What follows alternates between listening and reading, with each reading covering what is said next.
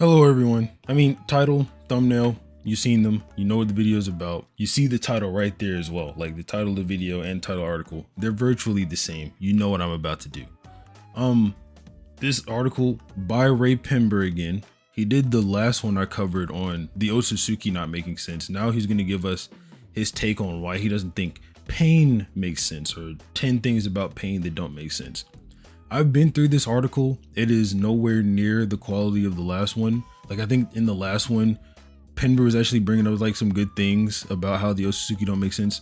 I think everything he mentions here about pain makes sense, and I'm going to explain why. So there's a few things I want to mention before I get completely into that, because on most of the videos I do like this, people like to bring up that I'm using quote unquote headcanon to explain these things away, so they're not actually good writing points. There's differences between explicit and implicit writing, right? So explicit writing is when something is just directly stated to you, right? Like, we know Pain's name is Pain because it's told us his name is Pain. Or we know Naruto's trying to master the Rasen Shuriken because we told he's training to master the Rasen Shuriken. Examples of implicit writing are essentially things that are implicated towards, but you don't ever really get it stated outright.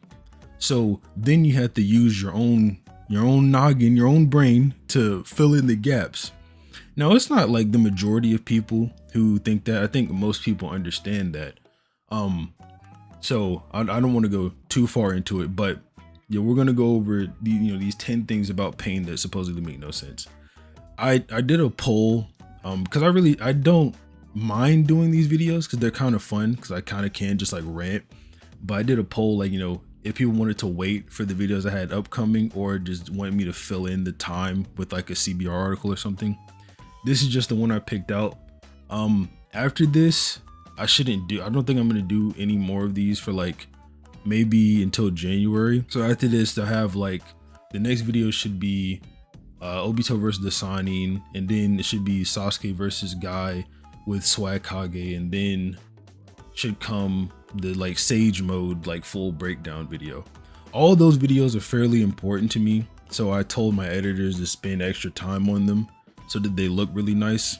But yeah, we can just get right into this Pain thing. Pain was one of the most intriguing villains in the Naruto series. Serving as the leader of the Akatsuki, Pain was a corpse controlled by none other than Nagato. He came into existence when Yahiko died due to circumstances put forward by Hanzo of Amigakure. So, yeah, we know that. And I know Penber can know what he's talking about, right? Like I said, the last article was really good. Pain is unlike any other villain, blah, blah, blah. Some things about him just simply don't make sense. So, the first one he brings up, or I guess the 10th thing, whatever, top to bottom, doesn't matter. Nagato was weakened when he chose pain as his weapon. He essentially says, this doesn't make sense because Nagato could have just used his own body and healed himself, right? And at first glance, I could see everyone agreeing with this point, right? But then you think about it, did Nagato even know how to use his Rinnegan at this point? It's sort of implied at this point, Nagato gets this weird mental imp and he starts doing Rinnegan things that he doesn't understand. He summons the ghetto statue. There's the weird soul taking dragon that comes out that we never see again. Not from Madara, not from Nagato, not from Obito. No one ever uses it again. His legs are messed up, and there's a high stress moment, right? His friend just died. If he doesn't know how to use his Rinnegan powers, how is he gonna heal himself? And we just have no idea that. We have no idea if Nagato can even use those powers to heal himself. So I don't think that this doesn't make sense. I think it's perfectly sensible if you explain it in the way that he didn't know how to use them. That's why he didn't. Because we even see with Edo Nagato, when Edo Nagato gets Beast Chakra, his legs go back to normal form and he can walk and stuff. So yeah, I think that's fine. Pain wasted his chakra when destroying Konoha. So he essentially says here that this didn't make sense because it weakened him in his fight with Naruto. Which, okay, fair enough, right? But he wasn't expecting to fight someone as strong as Sage Naruto at the time And even then, he won. Like, he beat Sage Naruto. So on top of the fact that he beat who he was supposed to beat, the draining of chakra, it weakened him. But there's a point in the fight, and this is stated in the weekly release, when Pain goes back to full power. So, and then he could even get closer and get stronger after that, like when he's using Chibaku Tensei. Saying he didn't have enough chakra to completely seal the 9 tails in Chibaku Tensei is kind of wrong, because when Pain sees the 8 tails breaking out of Chibaku Tensei, he's like, oh, he's not like, oh my god, he's gonna kill me. He's like, oh, let me just make it a little bit bigger, right? So it's not like Pain was completely drained, right? He definitely wasn't at full power when the fight first started, but as it goes on, he should have just been getting better, right? Just getting more, getting his chakra back. Pain's plan would never work because I already failed once. So the point he brings up here is that Hashirama tried this when he distributed the Biju to the other shinobi villages, and that's essentially what Pain's trying to do. They're not the same plan whatsoever. Hashirama was hoping that if everyone had equal power, balance would be maintained and people wouldn't fight over power. Pain is saying he's gonna take that power away and basically beat everybody into submission, which he should have been able to do on his own, right? Like basically anyway, he should have been able to. I can't think of any of the 5 Kage who are all the strongest of their respective villages. There's literally a statement like that for every type of Kage. But Pain should have been able to do that on his own, but he wanted the Jubi to do it or whatever. He didn't, Pain never outright said he was gonna get the Jubi, but he said he wanted all the Biju to create a weapon, so we know it was the Jubi. So, I mean, this makes sense. And it does make sense. It's like when the 5 Kage are gathering around, they're like, oh, Madara has 7 Biju. We need to form an alliance to even try to combat that power. So Pain would have had 9 that turned into the 10 tails. He would have been able to beat the world into submission easily. Pain didn't kill Danzo in all his years as a villain. He essentially says Danzo had some involvement in Yahiko's death, which is true. Nagato acknowledges that. He just focused most of the hate on Hanzo, on top of the leaf being off limits because of Obito, like his master. He focused most of that hate on Hanzo.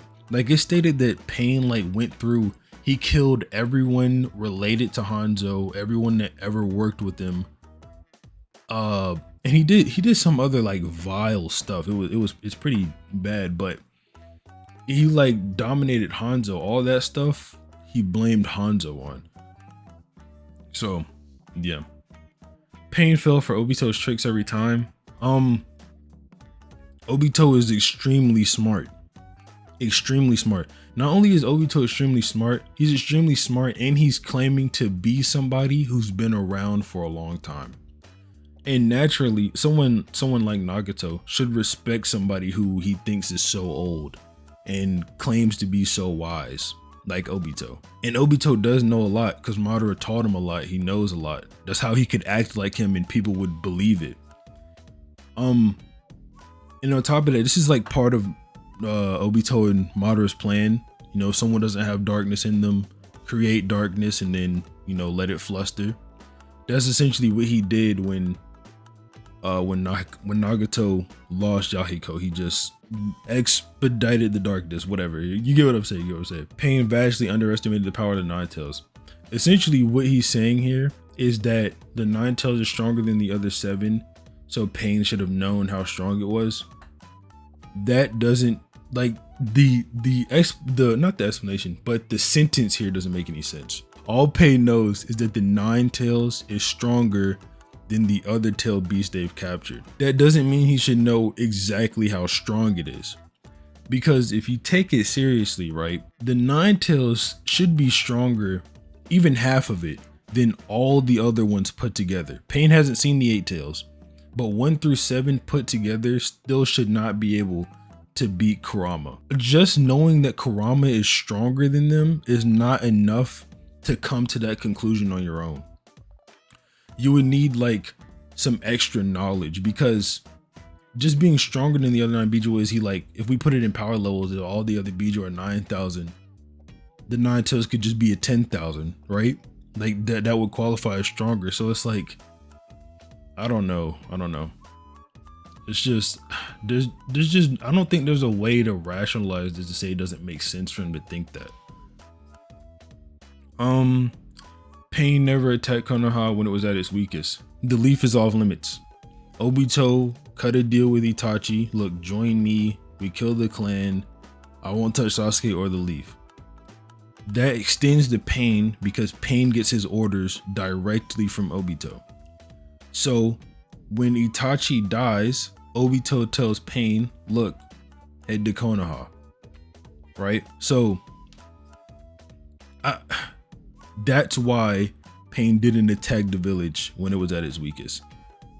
So like, this is, I'm talking about examples of implicit writing. That's never directly said, but you should be able to come to that conclusion on your own if you have the sufficient knowledge to, of course. Not saying Ray Pember is dumb. He may not have known that Obito and Itachi cut a deal. But yeah. One life was given up in order to resurrect many others. The point with this one is essentially that Nagato trading his life for the others makes no sense. But as far as I can tell down here, all he does is claim it makes no sense. He doesn't actually say why it shouldn't make sense. He just says Konan claimed that he could survive the jutsu if he had more chakra, which doesn't make sense. I mean, it does. When you run out of chakra, you die. Chakra's a life force. Lost in Naruto, it doesn't make sense because one life is in exchange for hundreds, if not thousands. He doesn't say why. He doesn't say why, so I don't know. I don't know what he's talking about. Like, maybe you could argue it doesn't make sense because like of Chiyo's jutsu, like Kisho Tensei when she revived Gaara, like one life for one life. But this is the Rinnegan. It's different. Right? So maybe you could just say like Nagato just had the chakra to do it or something like that. Like it's a jutsu. He was using supposedly the 7th path of pain. The Rinnegan was handled by a child somehow. Now, I'm guessing the reason Pember says this doesn't make sense is because Obito says when he implanted the Rinnegan that it caused him to start losing himself because of the amount of chakra he had. So there are 2 ways of going about this. You can either say the Rinnegan is more potent on Obito, or since Obito has less chakra than Nagato, he can handle less. Actually, yeah, we'll just go with those 2. I don't want to stay here forever on this. So the reason it may be more potent on Obito is because Obito has both Uchiha and Senju DNA, which is almost the DNA you need to have the Rinnegan to awaken it. So it was like, I guess you could say closer to home, and that's why Obito can use the abilities better than Nagato. Like Obito can summon the full Geto statue when Nagato can only summon half. But yeah, that's one reason. Another reason is, chakra's a life force. Nagato naturally, just due to being an Uzumaki, has a large amount of chakra, right? Obito, he shouldn't have like as large a pool of chakra as Nagato. So when Obito implants the eye into himself and he gets all that chakra, it should cause him to start going like insane. Like we see this happen with 2 other things. We see it happen with the Jubi when Obito gets it, and we see it happen with B and Kisame. Well, it doesn't actually happen there, but Kisame says that the amount of chakra B has should be driving him insane. So, I mean, you could use that to make sort of like some inductive argument that, yeah, maybe Obito couldn't handle it because of, the amount of chakra, and that's how Nagato could handle it.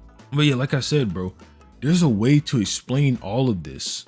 I've explained, I think anyway, if I haven't, tell me in the comments, but I think I've explained at least 10 through 2, all of these perfectly fine as to why they make sense. Pain shouldn't have existed since Yahiko could have been saved. Sort of goes back to the beginning, this one here, where Nagato may just not know how much chakra it takes, or not chakra, he may just not know how much or how to use his Rinnegan to properly do this jutsu, which, like I said, it makes sense that he wouldn't, considering he didn't revive his best friend with it. And you know Nagato would have. Like, Nagato definitely cared for Yahiko more than Naruto, right? And after talking to Naruto, he came to the conclusion that he needed to rewrite everything he did and revive the whole Leaf Village. So I think if he had the ability to, he would have revived his best friend. But yeah, that's it. That's the video. If you liked it, obviously like, subscribe, because you know, my content's not normally like this. If this is your first time here, I don't normally make things like this. You should check out some of my other stuff. But yeah, I'm gonna get out of here. Have a nice day.